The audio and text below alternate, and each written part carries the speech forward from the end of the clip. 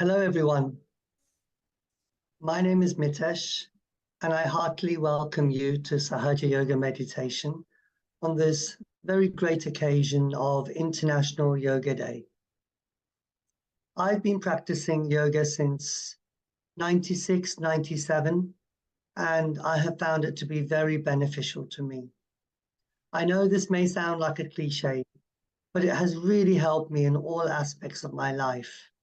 And so I really am championing the cause. I'm really here to spread the word and to share the great things that I found with it with you. In today's session, we'll explain all about Sahaja Yoga, and then we'll experience the Kundalini awakening through a guided meditation. And then it will be followed by a unique insight into the lives and experiences of experienced Sahaja Yoga practitioners. So, Sahaja Yoga, what does this mean? Saha means with, Ja means born. Sahaja Yoga means born with you is the subtle, germinating power called the Kundalini, which sits at the base of your spine. And yoga means union. In times gone past, yoga, meditation have all been interlinked, and in recent times somewhat confused. Yoga doesn't always mean physical exercise, but yoga can simply mean union.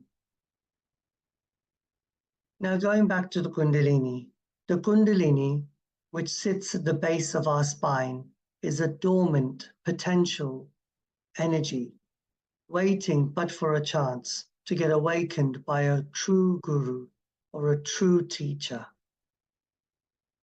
This Kundalini is felt as a cool breeze traveling up your spine and manifesting as a cool breeze on the crown of your head and on the palms of your hands. It's an actual tangible experience. This is where Sahaja Yoga differs from all the other meditations. It culminates, integrates all of the information from previous yogas and meditation into one. It is not a religious movement. It is a complete integration and a balance of all the previous yoga and knowledge. And all of this has only been possible thanks to a very special figure, a very special person who we think was a true guru. And she is more likened to a loving, motherly person called Shri Mataji Nirmala Devi. She is the one that gave me my self-realization and gave thousands and thousands of people their Kundalini awakening. She started this work in the year 1970, and since then has given the self-knowledge, or as we call it, self-realization, to thousands upon thousands of people. But I really feel the true blessing of Sahaja Yoga is the blessing that we have, is to awaken this Kundalini in everyone else. Anyone else who's a true seeker can get this experience. It's as if we have become the instruments of this energy, and we can spread this vibrations, this energy to other people. They say when seekers of truth are awakened, it brings us into a state of enlightenment and this union with the higher state within us. The practice of Sahaja Yoga involves a series of very simple meditation techniques, including balancing, bandhans, and mantras. These techniques help us to clear the chakras and allow us to feel the flow of this Kundalini rising within us. So that's enough from me for the time being. I'd like to, without further ado, hand over to Valeria, who will actually give you this experience of Kundalini awakening. Thank you. Thank you so much, Mitesh. We heard a lot today from Mitesh, very deep presentation, very deep sharing. What I would like to share with you is, first of all, that meditation is not only a practice, but it's a way of being, the way we live our life, the way we are, which is the state of joy, of depth, of peace, of satisfaction. How do we get to that state? Well, first of all, we get connected with ourselves and we experience the energy Mitesh was talking about to us. And for doing that, we need to step in with our attention and feel who we really are. Feel the strength of this energy, this intelligent, beautiful energy within ourselves. How do we meditate? Well, meditation is not about concentration, not about relaxation, even though those are the outcomes, indeed, of the practice. Meditation is to get into the silence, which is between one thought and the other. Have you ever experienced the silence within? Yes, that is what meditation is all about. Experiencing the silence within us and trying to be detached from our thoughts. So do not try to focus, do not try to concentrate, but rather try to be light within yourself and observe what's going on while I take you through this experience in the following minutes. Let's get ready for it. Remove your shoes if you can and put both your hands on your lap with the palms facing both upwards. Remove your glasses if you have them and just feel comfortable. So it's not about physical exercises, but it's about getting inside ourselves, getting into our inner being.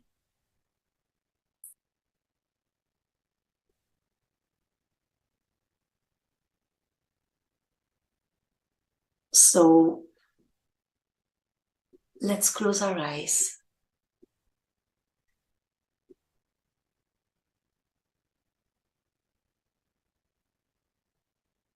And let's be aware that this is a moment for ourselves. So if we can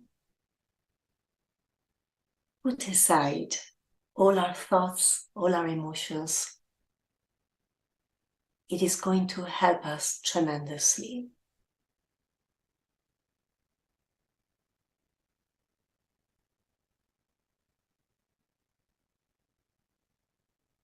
Let's take a couple of deep breaths.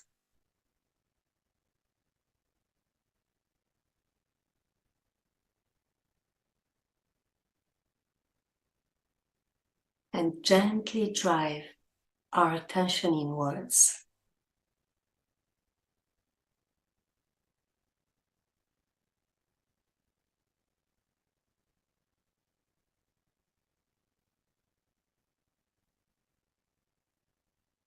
And let us bring our right hand to our heart on the left side of our chest. And silently ask a very important question. Who am I?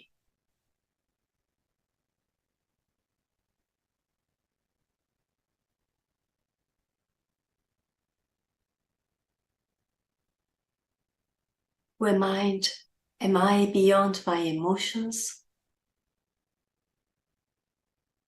Beyond my thoughts?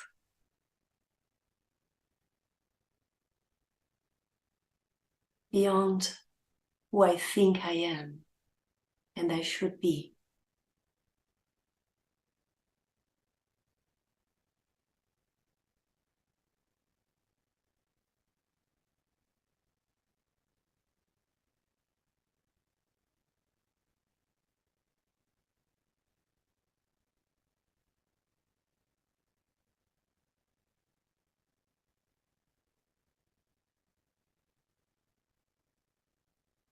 And let us now connect with the love we experience or have experienced in our life.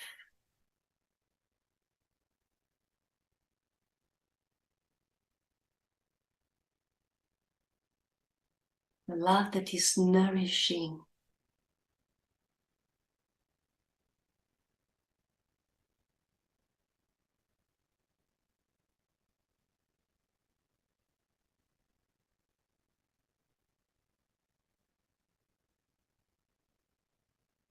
that makes ourselves feel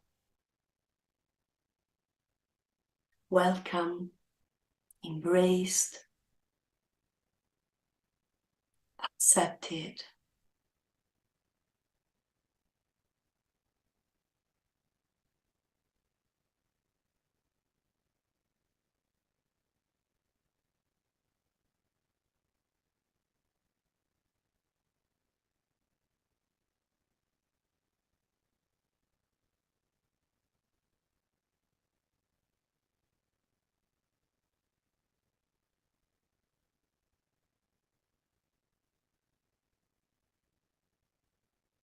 Let us now bring our right hand to our forehead.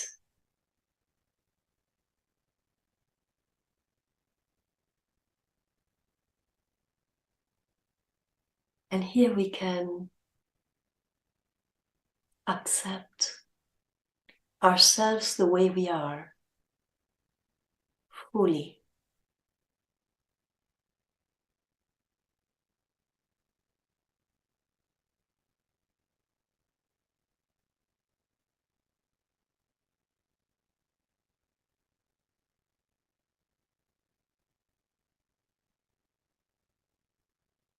And we can forgive any mistakes we might have made.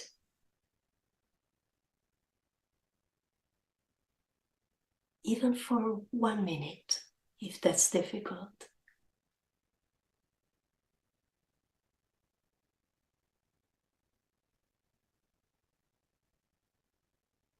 I forgive myself.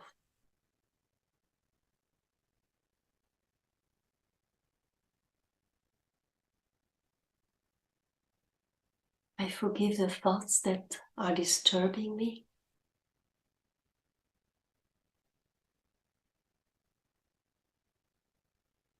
I forgive others that might have hurt me.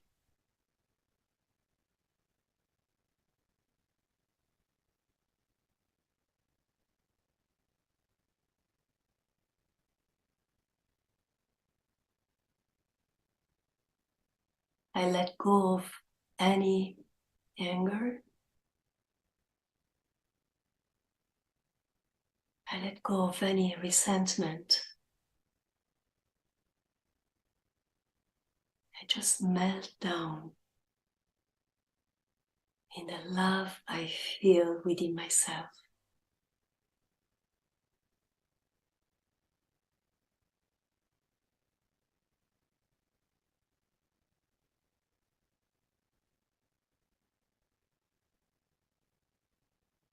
Then I bring my right hand to the top of my head. And here is the point where the yoga, the union between my own Kundalini energy the all-pervading energy of love happens.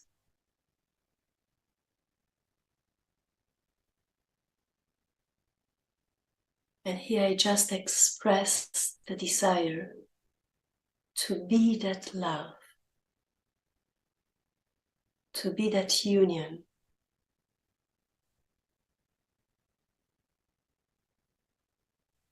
With the whole.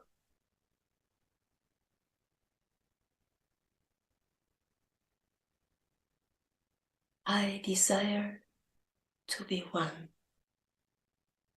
with the universe.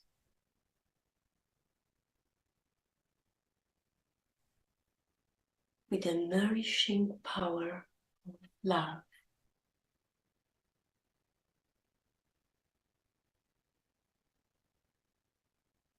I lift my hand up a few centimeters to check whether I feel that energy that we just awakened. And I keep my attention up there. If I don't feel it, it's okay as well. Just don't worry. I bring my hand down to my lap and I enjoy silence for a couple of minutes. Remember not to fight, just to witness.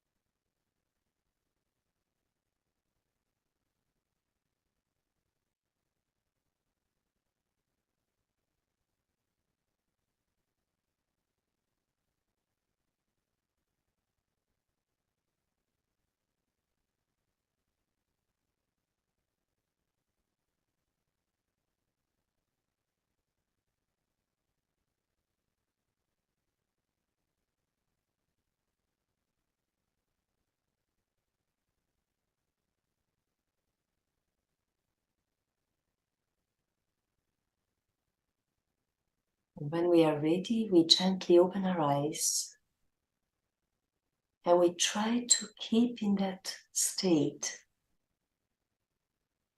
in that peaceful moment of silence, and see how it goes.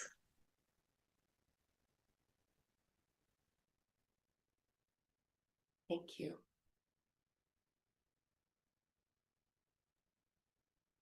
Thank you, Valeria, for what a wonderful, deep meditation that you've given us. Thank you so much.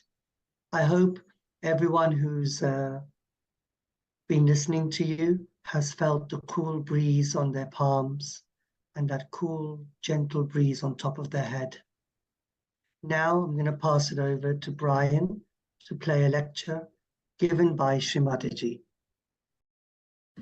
Every religion has said that you seek yourself.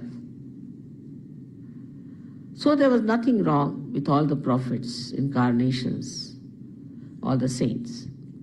They all said the same thing. But we have missed the point. Everything has become either money-oriented or is an intellectual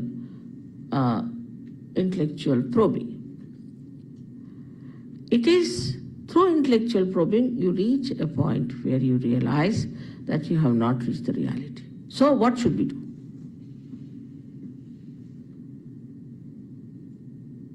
And this is a very great gift of modern times, which was promised long time back. It's described already in our Puranas that at the time, these modern times called as Kali Yuga, the Parama Chaitanya or this all-pervading power will become active.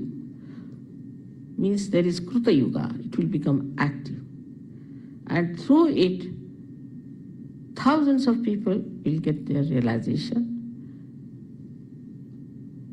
Even in the Bible, they have said that it's quite a limited number. John has written in his Revelation, it's quite a limited number, but we have already crossed that.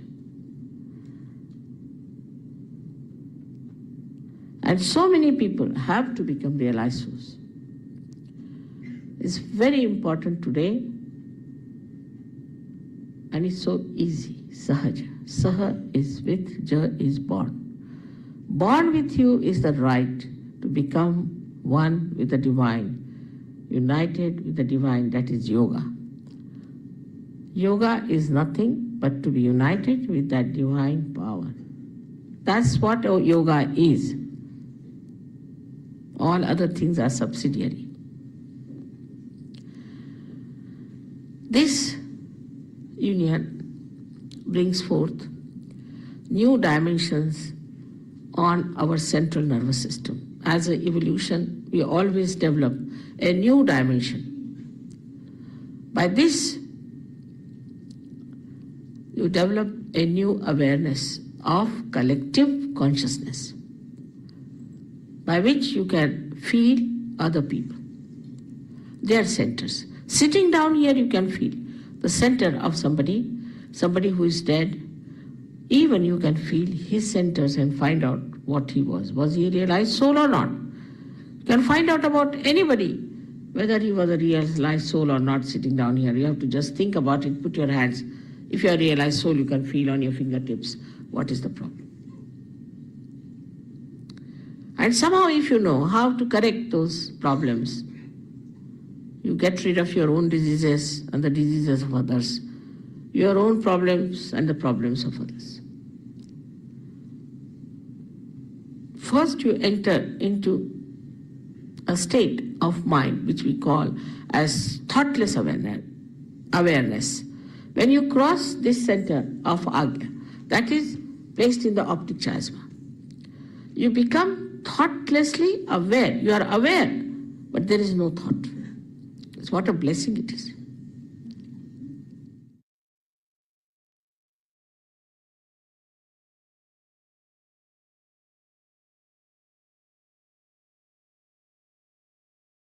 Thank you, Brian, for sharing that lovely video. So now, in this segment, in this last part of our session, I would like to invite Brian, Shalini, and Valeria to the screens, main screens. And I would like to present a question to each one of you. I'll start off with yourself. Brian, if you could introduce yourself. And also, I'd like to follow up with a question. How has Sahaja Yoga benefited you? Okay. Well, thanks, Mitesh. My name's Brian. I've been meditating since the 1980s. And so the question is, how has it benefited me? Well, before I started Sahaja Yoga, I was in a bit of a mess. I was looking for something, some kind of inner connection, but I didn't know what to look for, what it was. So I found a Sahaja Yoga meeting in Birmingham, and just one of the regular meetings that people go to.